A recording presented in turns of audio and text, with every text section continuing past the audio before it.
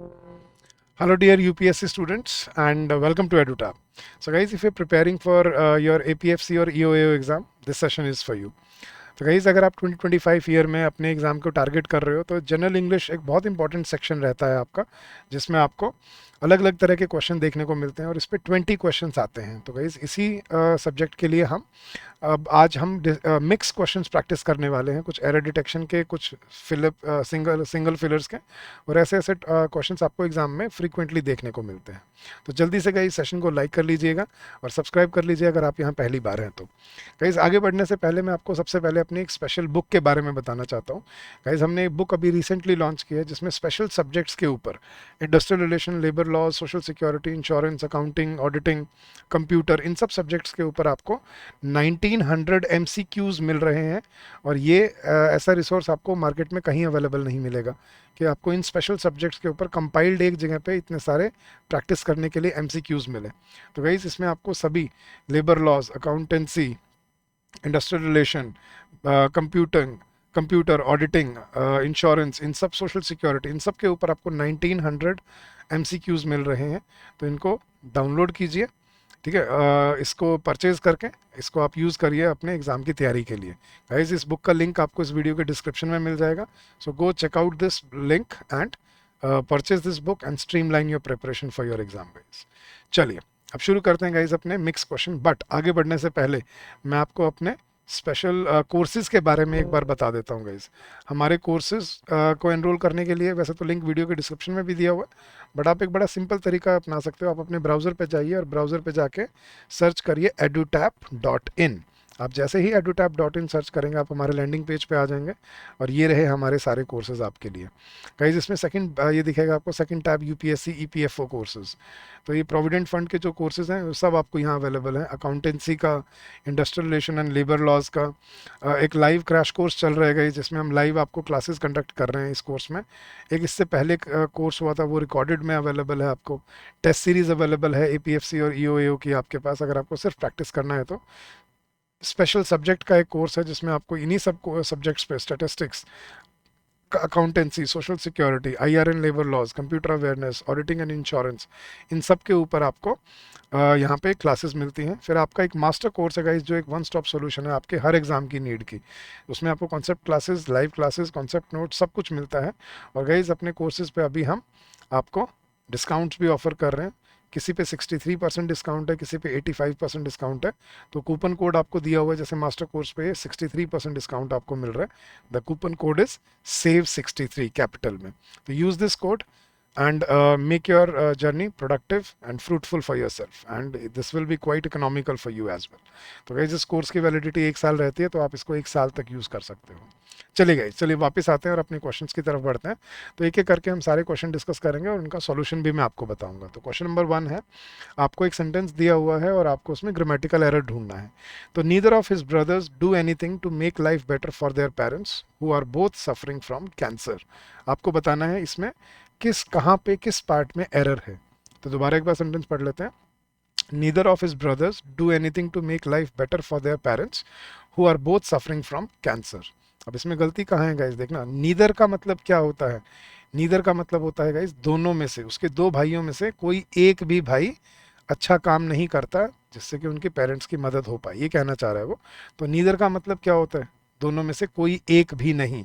तो नीदर और आइदर याद रखना गाइस, आइदर और नीदर, ठीक है। जब अकेले आते हैं ना, मतलब और नॉर के बिना, तो याद रखना they always take a singular verb. इनके साथ हमेशा जो वर्ब आती है वो सिंगुलर होती है। क्यों? क्योंकि आइदर का मतलब क्या होता है? दोनों में से कोई एक, और नीदर मतलब दोनों में से कोई एक भी नहीं। तो वही यहाँ गलती थी, यहाँ पे डू की जगह पे क्या आना चाहिए था? डज होना चाहिए था। So neither of his brothers do anything, नहीं, does anything to make life better for their parents who are both suffering from cancer. So option A आपका एरनेस पार्ट था यहाँ पर। चले गए सेकंड क्वेश्चन पे चलते हैं। The mother's legacy, my grand mother's legacy is substantial specially if the value of rare coins are taken in to consideration. Yes. तो इसमें कहाँ गलती है गाइस, ढूंढ सकते हैं। My grand mother's legacy is substantial, कि मेरे ग्रैंड मदर की लेगेसी काफ़ी है अगर जो रेयर कॉइन्स हैं अगर उनकी वैल्यू को जोड़ दिया जाए तो।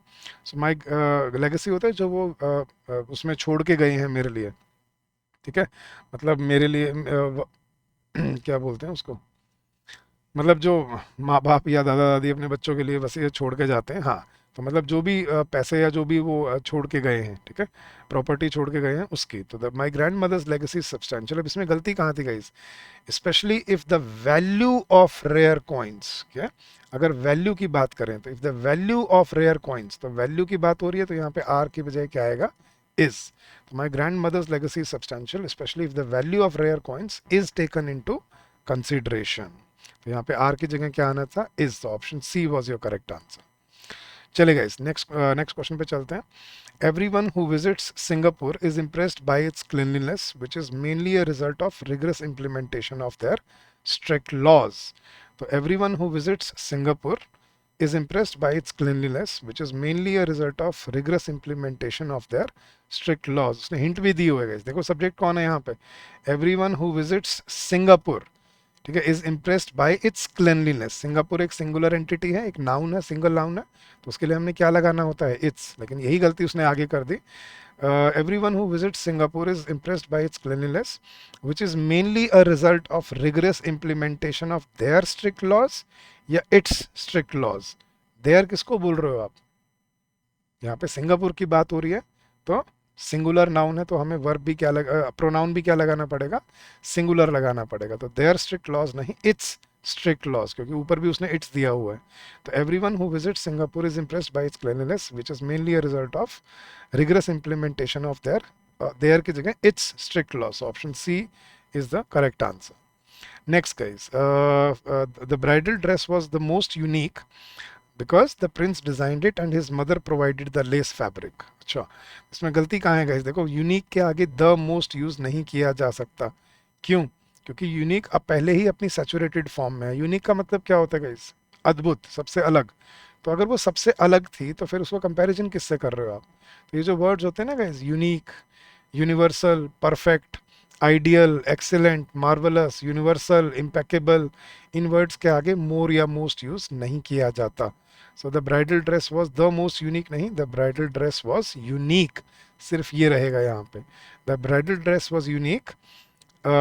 सॉरी, ये मैंने यहाँ पे आई थिंक गलत कर दिया, हाँ, तो the bridal dress was the most unique की जगह क्या रहेगा, the bridal dress was unique, the prince designed it and his mother provided the lace fabric. So option A is your correct answer. चलिए guys, next question, the purpose of organizing all these activities is more to instruct then providing entertainment. Guys, ये parallelism का concept है। इसमें parallelism क्या कहता है कि जब भी सेंटेंस में दो वर्ब यूज हो रही है कॉमन सब्जेक्ट के लिए, तो they have to be parallel, they have to be in the same form. और वही यहाँ पे गलती भी थी। देखना क्या गलती थी guys, the purpose of organizing all these activities is more to instruct then providing entertainment या देन टू प्रोवाइड एंटरटेनमेंट। जब आगे उसने टू इंस्ट्रक्ट यूज किया हुआ है, तो साथ साथ आपको क्या यूज करना पड़ेगा, same form to plus V1 infinitive ही यूज करना पड़ता है। So the purpose of organizing all these activities is more to instruct than providing की जगह दैन टू प्रोवाइड एंटरटेनमेंट। तो यहाँ पे प्रोवाइडिंग की जगह क्या आना चाहिए था, to provide. So option C is your correct answer. चलिए गाइस, नेक्स्ट क्वेश्चन चलते हैं। अच्छा, अब हमें क्या दिया हुआ है, सिंगल ब्लैंक वाले क्वेश्चन है गाइस। एक सेंटेंस दिया है आपको और उसमें एक ब्लैंक है और हमें बताना है इनमें से कौन सा ब्लैंक, मतलब कौन सा ऑप्शन यहाँ ब्लैंक में फिट बैठता है according to the context of the sentence. तो चलिए गाइस, पढ़ते हैं, सॉल्व करते हैं। Most people prefer football over cricket, but dash my opinion it is too chaotic, but of my opinion, from my opinion, in my opinion या with my opinion. ये तो simple है गाइस, मेरी राय में, तो मेरी राय में का मतलब क्या होता है, इन माई ओपिनियन, तो ओपिनियन के लिए इन यूज किया जाता है। सो यहाँ पे क्या आएगा, option C, in. Most people prefer football over cricket, but in my opinion it is too chaotic, लेकिन मेरी राय में फुटबॉल बड़ा केओटिक सा स्पोर्ट है। तो in my opinion is the correct answer. चलिए next, are you travelling to Kerala dash holidays, क्या तुम छुट्टियां बनाने क्या तुम केरला जा रहे हो। तो are you travelling to Kerala for holidays, on holidays, to holidays या इन हॉलीडेज। तो गाइज यहाँ पे करेक्ट आंसर है, are you travelling to Kerala for holidays, क्या तुम छुट्टियों के लिए केरला जा रहे हो, मतलब छुट्टियों में नहीं होता, छुट्टियों के लिए होता है, छुट्टियां बनाने। तो are you travelling to Kerala for holidays, तो यहाँ पे क्या आएगा, for. Option A is your correct answer. Next, have you read the article dash Time magazine on Google, क्या तुमने टाइम मैगजीन का आर्टिकल पढ़ा है गूगल पे? तो क्या है, have you read the article on Time magazine, to Time magazine, in Time magazine या फ्रॉम टाइम मैगजीन? तो गाइस फ्रॉम या ऑन नहीं होता। जब हम कोई पढ़ने वाली जो चीज़ होती है, बुक्स, न्यूज़पेपर्स, मैगजीन्स, नॉवेल्स, इनके लिए इन यूज़ किया जाता है। तो have you read the article in Time magazine on Google? कि टाइम मैगजीन का जो आर्टिकल है, क्या वो आपने पढ़ा है गूगल पे? तो have you read the article in Time magazine, not on, in Time magazine on Google. Next question guys, what's that book dash, what's that book, हाँ जी guys, about, what's that book to, what's that book from या what's that book of? तो हम क्या बोलते हैं, ये book किस बारे में है? तो क्या बोला जाता है, व्हाट्स दैट बुक अबाउट, कि what is this book about, मतलब किस बारे में है ये बुक, फिक्शन है, ड्रामा है, बायोग्राफी है, क्या है? तो व्हाट्स दैट बुक अबाउट बोला जाता है, किस बारे में है ये बुक। ठीक है। चलिए guys, next question, I stayed at the Grand hotel dash my stay in Mumbai, कि मैं अपने स्टे के दौरान मैं ग्रैंड होटल में रुका था।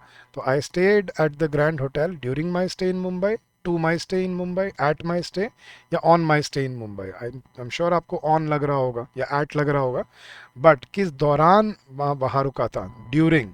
सो I stayed at the Grand Hotel during my stay in Mumbai, यहाँ पे during is the correct answer. तो I stayed at the Grand Hotel during my stay in Mumbai. चले गए आगे बढ़ते हैं। अच्छा, अब हमें क्या दिया हुआ है, यू हैव टू फाइंड, फिर से ग्रामेटिकल एरर के क्वेश्चन आए हैं गाइस, तो मिक्स क्वेश्चन है, तो बदल बदल के करते हैं। तो इसमें फिर से हमें एरनेस पार्ट ढूंढना है, तो पढ़ते हैं। I try to explain him the problem but he had difficulty understanding me. तो गाइज क्या गलती है इस सेंटेंस में?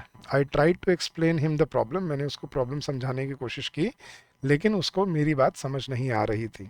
अब यही गलती है इसमें गाइज, उसको मैं समझ नहीं आ रहा था या मेरी बात समझ नहीं आ रही थी। तो वही गलती है। I try to explain him the problem but he had difficulty understanding में नहीं, he had difficulty in understanding me. तो यहाँ पे क्या यूज किया जाएगा, difficulty in understanding me, not understanding me, मुझे नहीं समझ रहा वो, मुझे समझने में उसे मुश्किल आ रही है। तो I try to explain him the problem but he had difficulty in understanding me होगा। तो option C is your correct answer. चलेगा इस next question, I don't know why you didn't go but if I was you I would have gone. तो क्या कह रहा है कि गाइस कि मैं, मुझे नहीं पता तुम क्यों नहीं गए, लेकिन अगर मैं तुम्हारी जगह होता तो मैं ज़रूर जाता। ये कंडीशनल सेंटेंस का क्वेश्चन है गाइस, हाइपोथेटिकल सेंटेंसेस का क्वेश्चन है। हाइपोथेटिकल सेंटेंसेस में याद रखना गाइस, हाइपोथेटिकल सेंटेंसेस में जो हेल्पिंग वर्ब यूज़ होती है वो सिर्फ और सिर्फ क्या यूज़ होती है, वर। तो क्या होगा, I don't know why you didn't go but if I was you नहीं, but if I were you होगा यहाँ पर। तो I don't know why you didn't go but if I were you I would have gone, ये बनते हैं sentence. तो यहाँ पे आई वर, हाँ ये देखो यहाँ आंसर दिया हुआ है, तो B part is the right answer. I don't know why you didn't go but if I was you नहीं, if I were you I would have gone. तो मैं अगर तुम्हारी जगह होता तो मैं ज़रूर जाता, क्योंकि मैं तुम्हारी जगह होता, लेकिन हूँ तो नहीं, हो तो नहीं सकता ना तुम्हारी जगह। तो यही हाइपोथेटिकल बात है इसमें, इमेजिनरी बात है। तो इमेजिनरी सेंटेंसेस में आपको हेल्पिंग वर्ब वर यूज़ करनी होती है। Next question, guys. Kate claims that if she got an MBA after finishing her bachelor's degree, she might have been considered for the position. वो क्या कह रहा है कि केट कहती है कि अगर उसने अपनी बैचलर्स के बाद एमबीए कर ली होती तो उसका ये नौकरी मिल जाती, लेकिन ये अनरियल पास्ट है गाइस, ये भी कंडीशनल सेंटेंस का ही क्वेश्चन है, अनरियल पास्ट वाला, कि अगर उसने एमबीए कर ली होती तो उसको ये नौकरी मिल जाती। इसका मतलब ना उसने एमबीए की, ना उसको ये नौकरी मिली, तभी ये बात बोल रही है वो। तो इसमें रूल क्या होता है गाइस, इसमें इफ के साथ हैड प्लस V3 यूज होता है। तो Kate claims that if she got नहीं, if she had got an MBA after finishing her bachelor's degree she might have been considered for the position. तो यहाँ पे हम इफ के साथ, ठीक है, सब्जेक्ट के बाद हैड प्लस V3 यूज करते हैं। तो Kate claims that if she had got an MBA, मतलब master's in business administration, after finishing her bachelor's degree she might have been considered for the job. तो यहाँ पे if she got नहीं, if she had got आएगा, तो option A is your correct answer. चलेगा, इस next question चलते हैं। Kevin says he stop to travel internationally because of his family. कि केविन कहता है कि अपनी फैमिली की वजह से उसने इंटरनेशनली ट्रैवल करना छोड़ दिया है। अब गलती कहाँ है गाइस इसमें, मुझे तो गलती दिख रही है, देखते हैं आपको पता लगती है या नहीं लगती है। केविन कहता है he stopped to travel internationally because of his family. Guys इसमें यही गलती थी, स्टॉप टू ट्रैवल नहीं, ही स्टॉप्ड ट्रैवलिंग। स्टॉप एक ऐसी वर्ब है गाइस जिसके बाद हम जेरेंड यूज करते हैं, इन्फिनेटिव यूज नहीं करते। जैसे he stopped smoking, he stopped drinking, she stopped fighting, he stopped playing, ठीक है, आफ्टर हिज इंजरी। तो he stopped to play after his injury, या he stopped playing after his injury. तो सेम वही है, Kevin says he stopped to travel नहीं, he stopped travelling internationally because of his family. तो 2+V1 use नहीं होता इसमें, आईएनजी फॉर्म यूज होती है स्टॉप के साथ। स्टॉप और स्टार्ट के साथ गाइज याद रखना, he started working and he stopped working, ठीक है, तो ही स्टॉप्ड ट्रैवलिंग। तो option A is your correct answer. और last question for today guys, चलिए ये मैं आपको होमवर्क के लिए देके जाता हूँ गाइज, इसका आंसर आपने मुझे इस वीडियो के कमेंट सेक्शन में बताना है। क्वेश्चन है, we regret informing you that your application has been denied. आपको ऐसे ऐसी बहुत बार ईमेल भी आई होंगी गाइज, बताओ आपने ईमेल पढ़ी होंगी, वी रिग्रेट इन्फॉर्मिंग यू, तो कहाँ गलती है गाइज इसमें, we regret informing you that your application has been denied. तो चैट बॉक्स में बताइए नीचे के कौन से पार्ट में एरर है और क्या एरर है। अगर आप सही बता पाओगे तो I believe that you are on the right track and you are learning the concepts very well. तो चलिए गाइज, ये था आज का आपका यूपीएससी पीएफओ का सेशन, प्रैक्टिस क्वेश्चंस का। और जाने से पहले मैं आपको अपनी ये स्पेशल बुक के बारे में फिर से बता देता हूँ गाइस, जो आपके स्पेशल सब्जेक्ट हैं, बहुत crucial, industrial relation, labour law, social security, insurance, accounting, auditing, computer, इन सब पे आपको इस बुक में 1900 मल्टीपल चॉइस क्वेश्चंस मिल रहे हैं प्रैक्टिस करने के लिए, ठीक है। और बहुत अफोर्डेबल है ये बुक, और आप इसको इस वीडियो के नीचे डिस्क्रिप्शन में लिंक दिया हुआ है, वहाँ से जाके परचेज कर सकते हो। So this is going to be very crucial and very relevant for your exam this year. तो 2025 एग्ज़ाम के लिए ये बुक ज़रूर खरीदें, इससे आपको ऐसा ऐसा आपको रिसोर्स मार्केट में कहीं अवेलेबल नहीं मिलेगा गाइज। इसको ज़रूर खरीदें और इससे अपने क्वेश्चंस को प्रैक्टिस करना शुरू कर दें। तो गाइज आज के सेशन में बस इतना ही। Thank you so much for your patience and for your receptiveness. I hope इन क्वेश्चन से आपका भी कॉन्फिडेंस बूस्ट होगा और आपको भी कुछ नया सीखने को मिलता होगा। So that's it for today guys. कोई डाउट है, कोई क्वेरी है, तो you can always call us on this number during the office hours, which is 8146207241, or you can also drop us an email at hello@edutap.co.in. That's our official email ID. So I wish you all the very best for your endeavors ahead. Keep on working hard, keep on giving your best, and I'm sure you will come out with flying colors. So all the best, all the very best once again, and happy learning to all of you. See you soon, guys.